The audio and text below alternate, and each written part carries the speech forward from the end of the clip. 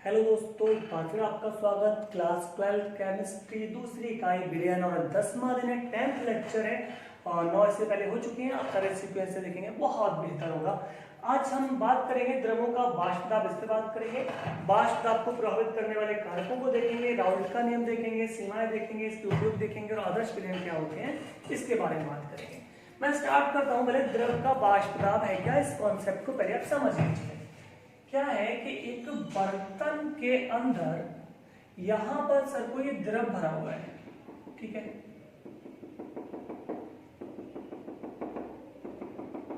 देखो, एक क्रिया क्वथन और एक बाष्पन दो भिन्न भिन्न क्रियाएं होती हैं। एक गिलास है हमारे पास और एक गिलास में गर्मी का मौसम चल रहा है और यहाँ पर हम थोड़ा सा गिलास में पानी भर के आप रख दीजिए, भूल जाइए 2-4 दिन को। और उसके बाद जब आप इस गिलास को उठाकर देखोगे तो आपको पता चलेगा पानी इतना नहीं है, थोड़ा सा कम हो गया है। पानी थोड़ा सा कम हो गया, मतलब कहाँ गया पानी? यार पानी क्या बदल गया? वाष्प में। तो जल था वो क्या बदल गया? वाष्प में। अब आपने सुना है कि जल तो वाष्प में तब परिवर्तित होता है जब हम उसे उसके क्वथनांक तक गर्म करते हैं। चाय बनती है ना किचन में रोज, जल का क्वथनांक कितना होता है? जैसे भगोने में पानी रखते हैं आप, जल का क्वथनांक होता है 100 डिग्री सेल्सियस। पानी को गर्म करते रहते हैं। जैसे ही पानी का टेम्परेचर बढ़ के 100 हुआ, पानी वाष्प में बदलना शुरू हो जाता है। भाई जल का क्वथनांक 100 डिग्री सेल्सियस है, 100 डिग्री सेल्सियस तक गर्म करूंगा तो जल वाष्प में परिवर्तित हो जाएगा। यहाँ पे तो गर्म किया ही नहीं, फिर भी वाष्प में परिवर्तित हो गया। कहाँ गया? वाष्प में तो परिवर्तित हुआ। भिन्न क्रियाएं हैं। क्वथनांक तक गर्म करने पर ये जो बन रही है ये भाप कहलाएगी। क्या कहलाएगी? भाप कहलाएगी। और ये क्रिया कहलाती है क्वथन, राइट। यहाँ पर बिना गर्म किए ये जो बन रही है ये भाप नहीं है, ये वाष्प है। और ये क्रिया क्या कहलाएगी? वाष्पन, ठीक। क्वथन की क्रिया सिर्फ और सिर्फ कब होगी? जब आप इसे इसको क्वथनांक तक गर्म करेंगे। वाष्पन की क्रिया के लिए क्वथनांक तक गर्म करने की कोई आवश्यकता नहीं है। चलिए अब यहां पर आते हैं। कोई द्रव अगर भरा हुआ है तो क्या होगा? चलो ठीक है, समझा देता हूं। यहां पर क्या होगा कि कोई द्रव भरा हुआ है तो धीमे धीमे द्रव क्या होगा? द्रव के अणु धीमे धीमे वाष्प में परिवर्तित होंगे, ठीक है। कोई द्रव था मेरे पास और वो धीरे धीरे परिवर्तित हो रहा है काय में? वाष्प में। यहां मैंने शाब्दिक रूप में भी लिख दिया, द्रव धीरे धीरे वाष्प में परिवर्तित हो रहा है। अब यहां पर क्या है? धीमे धीमे वाष्प की मात्रा बढ़ेगी, वाष्प यहां पर इकट्ठी होगी बहुत सारी, राइट। जब वाष्प यहां पर्याप्त मात्रा में हो जाएगी तो ये वाष्प का टेम्परेचर कम होगा, वाष्प की बूंदें आपस में मिलेंगी, टेम्परेचर कम होगा और ये वाष्प जो है वो दोबारा से बदल जाएगी काय में? द्रव में। यानी ऊपर जब वाष्प की मात्रा बढ़ जाएगी तो वाष्प ठंडी होकर दोबारा से काय में बदलेगी? द्रव में। तो पहले द्रव बदल रहा था काय में? वाष्प में। अब वाष्प भी बदलने लगेगी काय में? द्रव में। तो दोनों काम साथ साथ हो रहे हैं। द्रव बदल रहा है काय में? वाष्प में। वाष्प बदल रही है काय में? द्रव में। द्रव वाष्प में बदल रहा है, वाष्प द्रव में। अब इसी कार्यक्रम के दौरान अवस्था ऐसी आएगी जब क्या होगा? द्रव का ये जो ऊपर द्रव बदल रहा है क्या में? वाष्प में। तो द्रव का वाष्प में परिवर्तित होना ये कहलाता है वाष्पन, राइट। वाष्प जब द्रव में बदल रही है ये क्रिया क्या कहलाती है? संघनन। तो स्टार्टिंग में क्या है कि द्रव वाष्प में बदल रहा है, क्या हो रहा है? वाष्पन हो रहा है। वाष्पन की दर ज्यादा है, ठीक है। फिर क्या होगा? वाष्प ठंडी होकर काय में बदलेगी? द्रव में। ये क्या हो रहा है? संघनन हो रहा है। स्टार्टिंग में वाष्पन की दर ज्यादा थी और संघनन की दर कम थी। एक अवस्था ऐसी आएगी जब वाष्पन और संघनन की दर, दोनों की दर आपस में बराबर हो जाएगी। इस अवस्था को बोलते हैं साम्यावस्था। चौथा चैप्टर पढ़ा होगा आपने, हाँ भी पढ़ा है। साम्यावस्था, साम्यावस्था का मतलब वाष्पन की दर और संघनन की, मतलब वाष्पन की दर और संघनन की दर बराबर हो जाएगी। और आसान भाषा में, यदि प्रति सेकंड द्रव के 10 अणु वाष्प में बदल रहे होंगे तो प्रति सेकंड वाष्प के 10 अणु द्रव में भी बदल रहे होंगे। प्रति सेकंड अगर 10 अणु ऊपर जाएंगे तो प्रति सेकंड 10 अणु नीचे आएंगे। जितना बाष्पन उतना संघनन, तो बाष्पन और संघनन की दर जब आपस में बराबर हो जाएगी, अवस्था क्या कहलाएगी? साम्य अवस्था। अब है क्या कि कोई द्रव अपनी वाष्प के साथ साम्य अवस्था में है। ठीक है, मैं इसे मिटा देता हूं, समझाने के लिए था। अब कोई द्रव जो है अपनी वाष्प के साथ कैसी अवस्था में है? साम्य अवस्था में। द्रव अपनी वाष्प के साथ आ चुका है। किस अवस्था में आ चुका है सर? साम्य अवस्था में आ चुका है। तो जब कोई द्रव अपनी वाष्प के साथ कैसी अवस्था में है? साम्य अवस्था में। द्रव है कोई अपनी वाष्प के साथ साम्य अवस्था में है, तो ऐसी अवस्था में वाष्प क्या करेगी? द्रव की सतह पर एक दाब डालेगी। अगर ऊपर वाष्प की मात्रा ज्यादा होगी तो द्रव की सतह पर दाब भी ज्यादा लगेगा।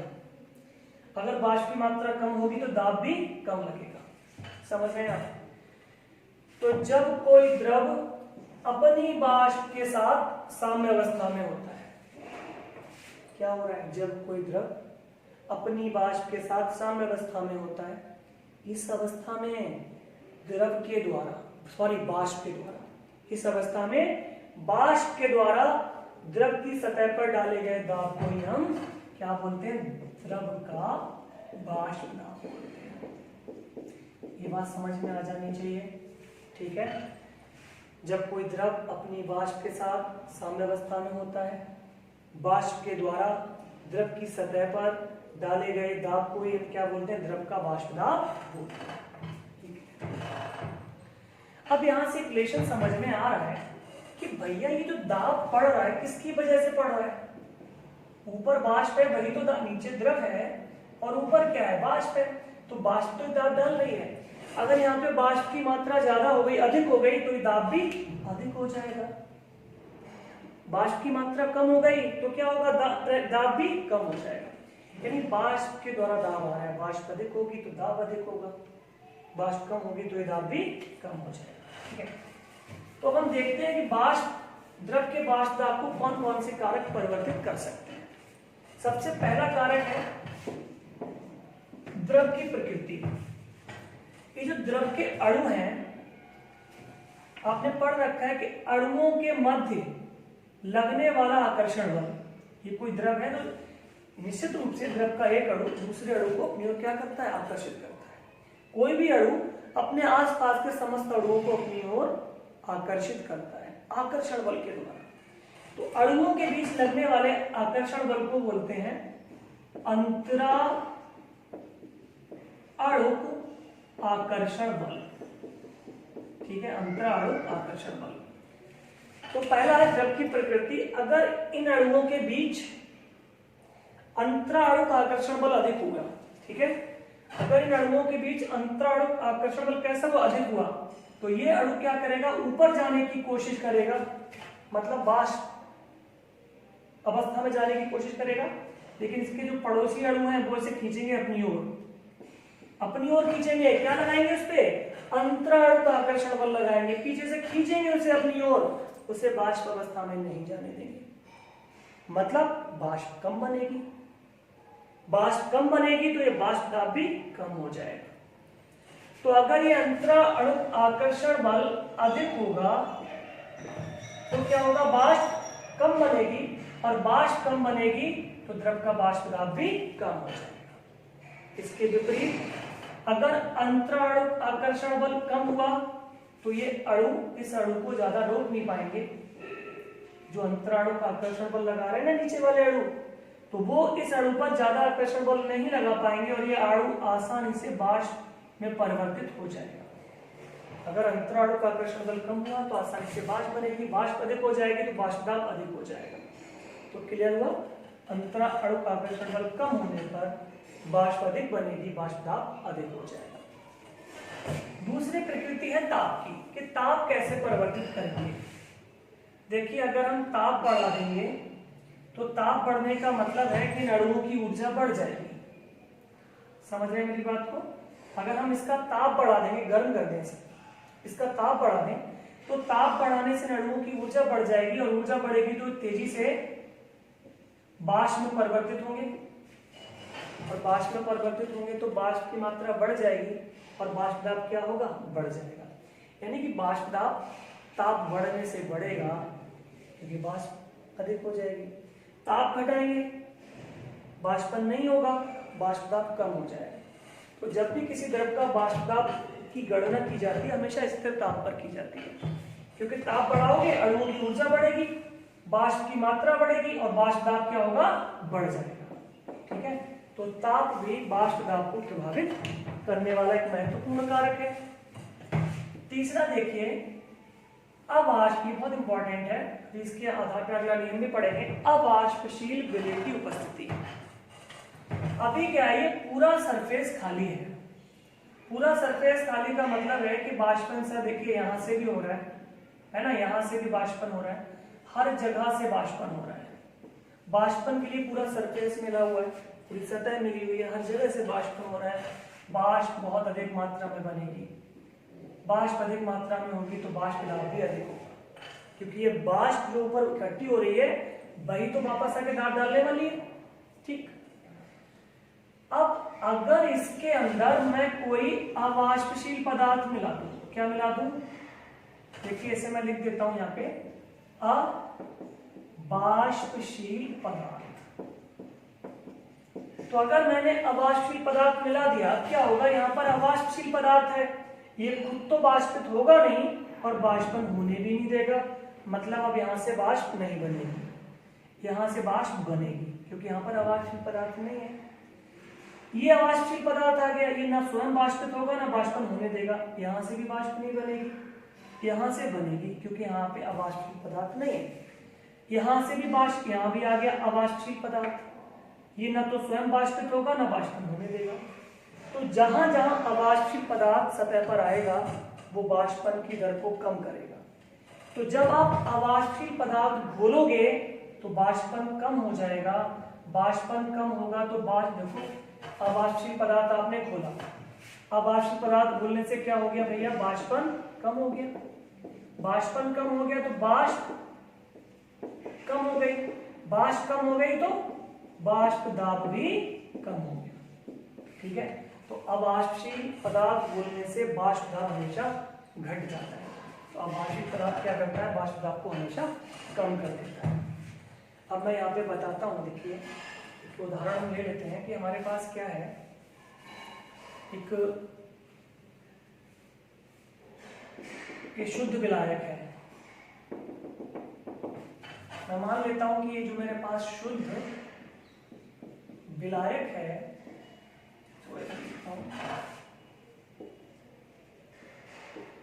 जो शुद्ध विलायक है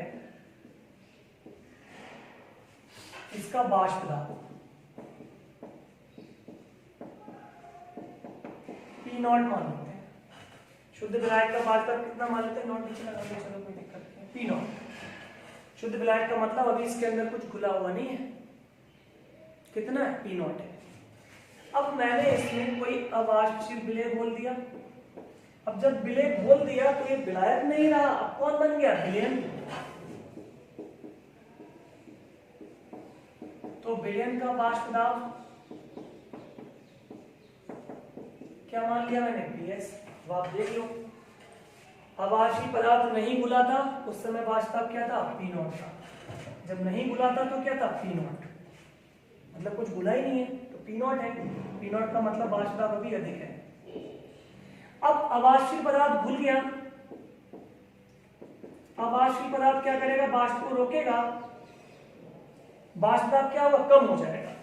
तो जब पदार्थ घुल गया तो ये विलयन नहीं रहा, ये कौन, सॉरी विलायक नहीं रहा, कौन बन चुका है, विलयन। विलयन का वाष्प दाब क्या है, PS। तो विलयन कब बना, अवाष्पशील पदार्थ घुलने के बाद। और आपको पता है अवाष्पशील पदार्थ घुलने के बाद वाष्प दाब कैसा हो जाएगा, कम हो जाएगा। बात समझ में आनी चाहिए। जब अवाष्पशील पदार्थ नहीं था तो वाष्प दाब अधिक था, अर्थात P0। विलयन बनाने के लिए अवाष्पशील पदार्थ घोल दिया, वाष्प दाब कम हो गया, यानी PS। अब कहते हैं वाष्प दाब में, अब जो एक और उदाहरण लेते हैं, मान लिया पहले दाब था कितना, सपोज कि पहले दाब 760 mm था, घोलने के बाद पहले जब कुछ नहीं घुला हुआ था इसके अंदर तो वाष्प दाब कितना था, 760। अब अवाष्पीय पदार्थ घोल दिया, इसने वाष्पन को कम किया, वाष्प दाब कम हो गया और वाष्प दाब कम हो गया, कितना रह गया 740 रह गया। तो मैं बात कर रहा हूं वाष्प दाब में अवनमन। वाष्प दाब में अवनमन का मतलब वाष्प दाब में कमी कितनी हुई, कैसे पता करोगे भैया? 760 में 740 घटा दो। घोलने से पहले कितना था 760, घोलने के बाद कितना है 740, 760 से 740 घटा दो। जो कमी कितने की है 20 की, वही क्या है जो कमी हुई है वही वाष्प दाब में अवनमन है। यानी घोलने से पहले वाष्प दाब कितना था P0, घोलने के बाद कितना है PS, तो P0 में से PS घटा दिया, ये क्या हो गया वाष्प दाब में अवनमन। ठीक है, अब एक शब्द बोलूंगा मैं, वाष्प दाब में आपेक्षिक अवनमन। अब आपेक्षिक अवनमन क्या होता है कि जो वाष्प दाब में ये जो अवनमन है ना, ये अवनमन तो ये है, इसकी तुलना करनी है आपको कैसे? प्रारंभिक वाष्प दाब से। प्रारंभ में कितना हुआ करता था जब कुछ घोला ही नहीं था P0, ठीक है? तो वाष्प दाब में जो अवनमन हुआ है उसकी तुलना में कैसे कर रहा हूं? प्रारंभिक वाष्प दाब से। ये कहलाता है वाष्प दाब में आपेक्षिक अवनमन। तो ध्यान समझ में आना चाहिए, वाष्प दाब में आपेक्षिक अवनमन क्या है? P0 minus PS upon P0। P0 शुद्ध विलायक का वाष्प दाब, PS विलयन का वाष्प दाब। ये क्लियर हो गया? नहीं समझ में आया एक बार दोबारा रिप्ले करके आप लोग देख लीजिएगा। अब मैं एक और कॉन्सेप्ट यहीं से आपको देना चाह रहा हूँ, और जो नेक्स्ट कॉन्सेप्ट है वो ये है कि अगर ये कोई विलयन बना हुआ है तो विलयन डेफिनेटली कैसे बनेगा? विलय घोला गया होगा काय के अंदर? विलायक के अंदर, तभी तो विलयन बनेगा। मान लिया कि विलय के मोलों की संख्या कितनी है? स्मॉल है, और विलायक के मोलों की संख्या कितनी है? Capital N. तो बता सकते हो कुल मोल कितने हो गए? कुल mole small n plus capital n. अब मोल विभाज इसी चैप्टर में मैंने स्टार्टिंग में पढ़ाया था। अगर मैं विलय के मोलों की संख्या ये रही स्मॉल एन और कुल मोलों की संख्या ये है, तो विलय के मोलों की संख्या और कुल मोलों की संख्या के अनुपात को क्या बोलते हैं? विलय का मोल प्रभाज। ये विलय का मोल प्रभाज है। तो देखो ये है विलायक के मोलों की संख्या कैपिटल एन, और ये है कुल मोलों की संख्या। तो विलायक के मोलों की संख्या और कुल मोलों की संख्या के अनुपात को क्या बोलेंगे? विलायक का मोल प्रभाज। ये विलय का मोल प्रभाज है और ये विलायक का मोल प्रभाज है। तो आप सोच रहे हो ये सारी बातें मैंने क्यों बताई आपको? तो इसलिए बताइए क्योंकि मुझे अगला नियम पढ़ाना था राउल्ट का नियम, और बातों बातों में वो नियम खत्म हो चुका है। राउल्ट का नियम कुछ नहीं कहता, बस यही कहता है, क्या कहता है? ये कहता है कि ये दोनों चीजें आपस में बराबर होती हैं। मतलब P0 माइनस PS बटा P0, ये क्या हो गया? वाष्प दाब का अपेक्षिक अवनमन small n upon n plus n। ये क्या है भैया? विलय का मोल प्रभाज। राउल्ट कहते हैं दोनों चीजें आपस में बराबर। स्टेटमेंट लिखना चाहो तो क्या लिखोगे? जब किसी विलायक में कोई अवाष्पशील पदार्थ घोला जाता है तो उसका वाष्प दाब पहले से कम हो जाता है। वाष्प दाब में होने वाली कमी को वाष्प दाब का अवनमन कहते हैं। राउल्ट के नियम के अनुसार इन्वर्टेड कॉमा में लगा देना। क्या लिखोगे कि वाष्प दाब का अपेक्षिक अवनमन विलयन में उपस्थित विलय के मोल प्रभाज के बराबर होता है। लिख देना, ये हो गया। इस पे आधारित आगे प्रश्न हम लोग करेंगे। अच्छा एक बात और बताता हूँ, इससे थोड़ा सा क्या होता है कैलकुलेशन टिपिकल हो जाती है। तो साइंटिस्ट ने क्या किया है, इस फार्मूले को थोड़ा सा लोगों ने मॉडिफाई करके यूज करना शुरू किया, और उस मॉडिफाइड फार्मूले से भी इसे हम बोलेंगे राउल्ट के नियम का परिवर्धित सूत्र। तो परिवर्धित सूत्र, वैसे ओरिजिनल फार्मूला तो यही है भैया कंपनी का राउल्ट के नियम, लेकिन इसे अगर हम इसकी मॉडिफाइड फॉर्म का यूज करते हैं थोड़ा सा कैलकुलेशन आसान हो जाती है। कैलकुलेशन आसान, मॉडिफाइड फार्मूला क्या है वो डिटेल नहीं बताऊंगा मैं आपको। P0 minus PS upon PS। क्या चेंज किया इधर? P0 के PS ले लिया, इधर n अपॉन कैपिटल N ले लिया। ये राउल्ट का क्या है? परिवर्धित, राउल्ट के नियम का परिवर्धित सूत्र है। यहाँ पर क्या माना उन्होंने, मैं थोड़ा सा बता देता हूँ कि विलयन अगर बहुत ज्यादा तनु है, वैसे तो विलय के मोलों की संख्या n है, लेकिन विलायक के मोलों की संख्या की तुलना में विलय के मोल बहुत कम है, तो इसकी तुलना में इसे नगण्य मान लिया। विलयन बहुत ज्यादा तनु है, मतलब विलय के मोलों की संख्या बहुत कम है, तो विलायक के मोलों की तुलना में विलेय के मोलों को नगण्य मान लिया, यानी कि हमने क्या किया, स्मॉल n प्लस n को n लिख दिया, क्योंकि इसकी तुलना में इसे क्या मान लिया गया, नगण्य मान लिया गया। तो ये small n upon capital n हो जाएगा और यहाँ पी नॉट की जगह ps, तो ये मॉडिफाइड फार्मूला से कैलकुलेशन थोड़ी आसान हो जाती है। इसकी सीमाएं बता देता हूँ। इसकी सीमाएं भैया देखो क्या क्या लिमिटेशंस हैं, ये रूल कब कब फॉलो होगा, कब कब फॉलो नहीं होगा। पहली बात तो ये कि विलयन बनाने के लिए आपने विलेय और विलायक को मिलाया है, तो विलेय और विलायक परस्पर रासायनिक, ऐसा ना मिलाया और वापस में रिएक्शन करना स्टार्ट कर दें, तो ये नियम लागू नहीं, परस्पर रासायनिक प्रतिक्रिया ना करें। दूसरी बात जो बताई इसमें, मैं भी अभी कई बार बता चुका हूं, संगुणन और वियोजन को, यानी जो विलेय है वो विलायक के अंदर जाने के बाद संगुणन ना करे, वियोजन ना करे। संगुणन कई अणु मिलके इकट्ठे हो जाए, बड़ा अणु बना ले, संगुणन। बड़ा अणु टूटकर छोटे छोटे अणु बना ले, वियोजन। तो विलेय विलायक के अंदर जाने के बाद संगुणन अथवा वियोजन ना करे, अगर करेगा तो नियम लागू नहीं होगा। तीसरी बात, ये तरह विलयन के लिए नियम बनाया गया है, तो ये राउंड के नियम की यहाँ पर आपकी इसकी सीमाएं होंगी।